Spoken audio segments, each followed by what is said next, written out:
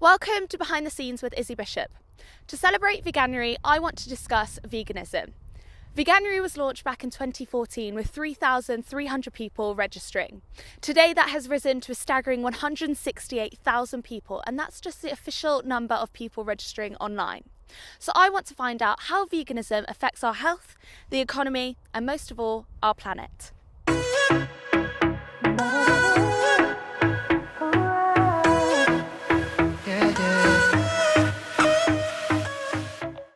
I recently spoke to Robert Stevens, who set up a website called Sussex Vegan to help promote vegan restaurants around Sussex and also his vegan festivals.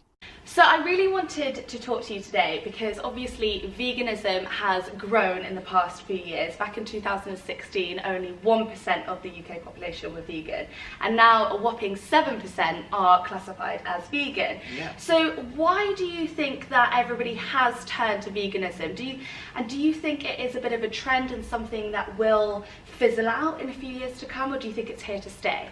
Well, I think obviously it is a trend. It's definitely increasing, and I do think veganism is here for the future.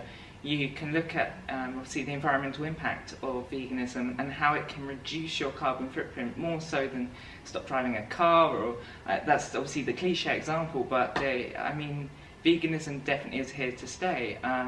You've seen it with vegetarianism, and a lot of people that are vegetarian are now turning to vegan because they didn't necessarily realise exactly what was going on in some of the industries. Yeah. But aside from animal cruelty, it is a massive way to help this planet. I mean, David Attenborough was at the UN and addressing them, and his words of how it's a global crisis. Yeah. It's just crazy to think that we're all sitting back and doing, not a lot about it. Yeah. So it is essential, but from an ethics point of view as well, I think if, these farms and places had glass windows so you could just peer in and see what's going on, I think people would just turn off and not want it. Yeah, I think it is, I was saying to you earlier, I think a lot of people know what goes on and are very aware that it is brutal, and none of us would have the guts to slaughter an animal ourselves, but we are very easily turning our eyes to what's going on. I do feel like when you dehumanise something, it makes it very easy to ignore. Definitely. I mean, you number an animal as it's a product, and therefore it's no longer, you don't need to feel for it, it's no longer a being. But it's kind of that whole dehumanisation, same with the NHS, you take a number. We always number things that we don't necessarily want to get too emotionally involved with. After speaking to Robert Stevens, I really wanted to see firsthand what it was like inside a farm, so I got in touch with dairy farmer Phil Nash. So you said that you know them by their numbers instead of necessarily their names. Yeah. Is that just taking yourself away from them being an animal, and instead of seeing them as a cow and a living species, you're just seeing them as another number? No, we see them all as individuals because we work with them all. We recognise them all when we know their characters. Having a number is important in terms of recording information for each individual and managing each individual. Yeah. So, and we can communicate within the staff, within our team, and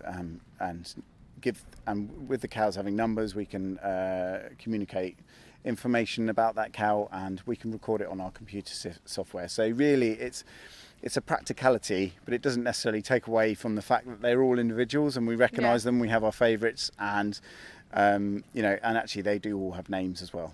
The University of Oxford looked at over 40,000 farms and found out that over 80% of the world's farmland is used for animal production, which only produces 18% of the world's calories.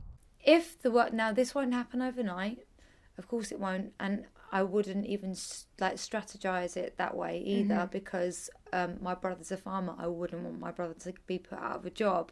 But he has been did his work experience and was working with the lambs and all this sort of stuff. But he said to me, it's really affected me working there, and I think I'm just going to work on the tractors for a bit and harvest the crops. Really? And for my brother to say that, Yeah. who I love him dearly, but his compassionate side towards the veganism thing doesn't really exist. For him to say that, Yeah. when you look at studies of people that have worked in slaughterhouses, the majority of those people have PTSD and are extremely affected by that and what it can do to someone. So overnight, no, veganism isn't going to happen. But I would say the factory farming industry is where we need to tackle, because that is what is causing the main cause of greenhouse gases. Yes. The methane, CO2, and what that is doing to the environment. The crops that are grown to feed these animals, to then either milk them, slaughter them, all the rest of it, you're then consuming. Whereas if we freed up all that land, we could feed the world 3.5 times over. So we would cure world starvation. Do you feel like you have to distance yourself? There was studies that have done that a lot of farmers do get PTSD from experiencing what goes on in the farming industry. Do you feel that that's a problem with you being in the dairy industry, or not so much? I don't feel it is. I have a really good understanding that these animals are here and we look after them for their life. Nothing will live forever, and we will do our utmost best to look after that animal and look after her health and welfare as best we can for her lifetime. The fact that we cannot keep cows forever and retire them off in a field is actually we got a cow bullying there. Is that bullying, or are they mating? Not actually, there's one on heat there, so okay. It's a personal thing, I guess. If you're post-traumatic stress from seeing animals go in and out of the farm and being cold and going to the food chain, this is part of our life. This is part of the farming life, and it's something that we've grown up with, and it's not an easy part of it, but we know that is, in order for us to carry on, we need to have that as part of the system. Growing animal feed means more land per calorie of food is needed to produce beef than broccoli. 2/3 of all agricultural land is used as pastures. If everyone on the planet converted to veganism, all of that pasture land, which is the equivalent size of Africa, could be used to produce food for humans. I am interested to know that if everybody does turn vegan, say the whole world goes, okay, we don't want to eat meat, what happens to the people's livelihood that this is, the farmers, the people that they've grown up in this society, this is their livelihood and their wealth, so what happens to them? With the industries as they are, we can look at the revolutions that have happened in the past. As AI currently is taking over many people's jobs, there is uprising, but new industries do come about, new industries evolve, new jobs become available. There's still always markets. As markets decline, other markets increase. So there's still always going to be the jobs, there's still always going to be the resources. It's about finding a balance of what's sustainable for this planet, and currently eating meat is not sustainable for this planet. Studies show that without large-scale dietary changes towards more plant-based diets, we will have a very slim chance of staying below dangerous levels of climate change. So as we've heard, being a vegan can be very good for the environment. But Sam, you're a meat eater, but you actually disagree with that fact, and you think that it's not always the best choice for the environment. Why is that?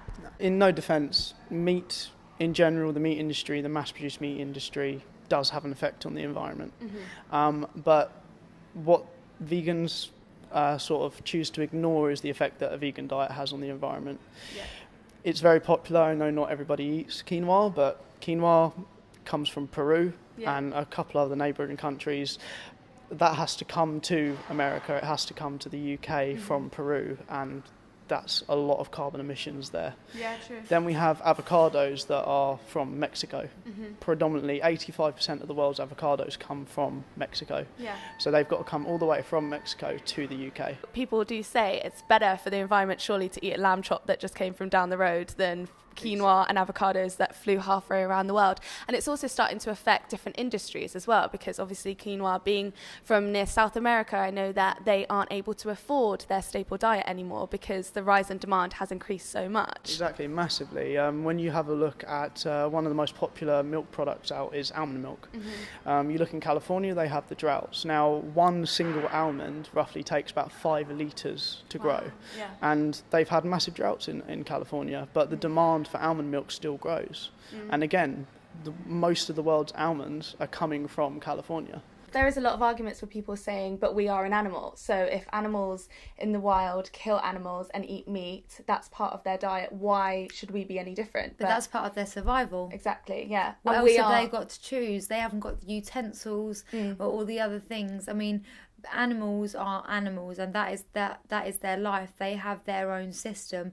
We live in a society where people have jobs and everything, you know. Yeah. That we can survive without doing that. What's your view for people that say we don't need to eat meat to survive?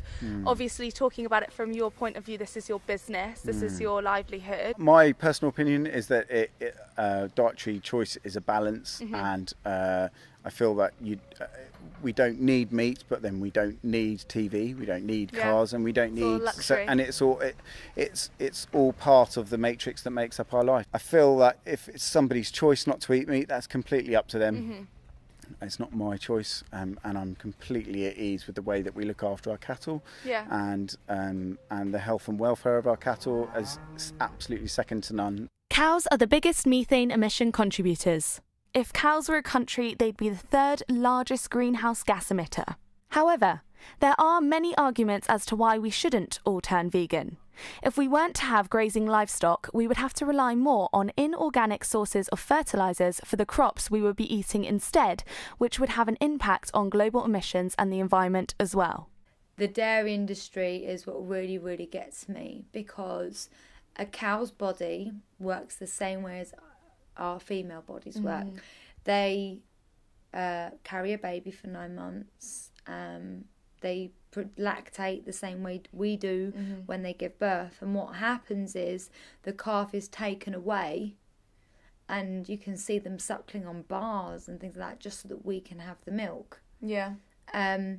Now, it's not just physical pain that an animal goes through, but emotional pain as well, as a mother. And it's actually called in the industry, artificially inseminating, because they ain't got time for the bulls to rear the cows, because there's that many of them. It's called, they put them in a rape rack. Now, as a feminist, that's what they're doing to female bodies. They are using female bodies, impregnating them, taking their babies, milking them for what they're worth, and doing it over and over again until they're sent to the slaughterhouse.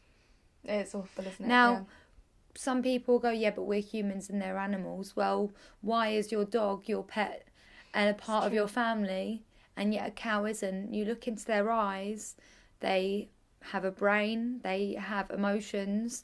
I've seen videos of it, like, I don't want to get upset on this thing, but I've seen and Wales, I've seen it happen so many times, where they take the babies away, and then the mothers are crying and screaming in their animal way.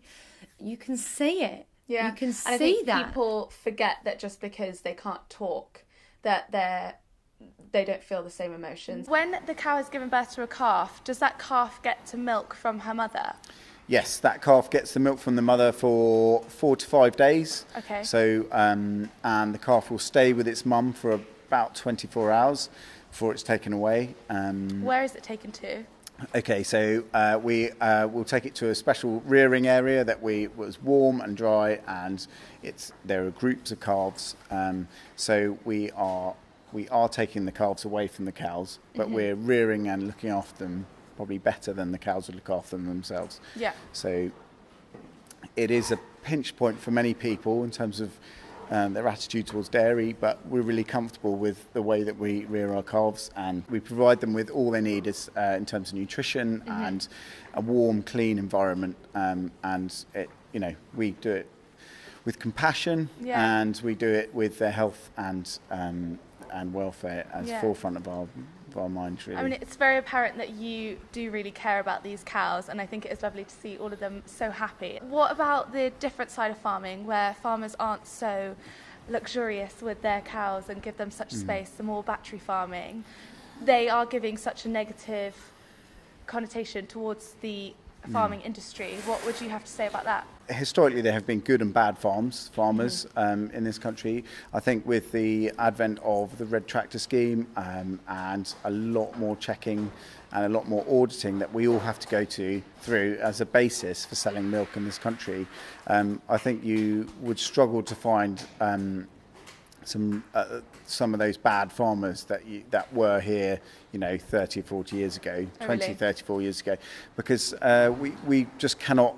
It's not in my attitude to treat animals badly, but we cannot get away with it anymore. Yeah. And it's and at the end of the day, you're in this farming industry because you obviously have a passion for animals. You obviously love cows. We love cows. I mean, me and my brother work we work 7 days a week. We work with these girls every day, and we couldn't do this if we didn't love them, and if we didn't respect them, and if we didn't care for them well. Yeah. It's human nature. We're not robots. We love our animals, and it's part of the appeal working in farming is that you work with animals and you look after them, you respect them. I want to pick up briefly on what you said about treating them with love and respect and kindness. A lot of vegans that would be watching this might say that you're not treating them with love, respect and kindness because for the meat industry, not necessarily the dairy, but you are ending their life. How can you do that respectfully and with love, just from a completely outside perspective? I think that ending an animal's life with respect is down to how you handle that animal and how that animal's treated up until the point of its death. And if it ends its life as a healthy animal without any illnesses or any problems in its life, then I think that's the right time. I know that's not everyone's view, and a lot of vegans might be of the opinion that animals should be allowed to die naturally, but in my view and my experienced view with animals, dying naturally isn't necessarily pain-free and is not necessarily very natural generally. We put our dogs down if they're ever in pain, so that's I guess it.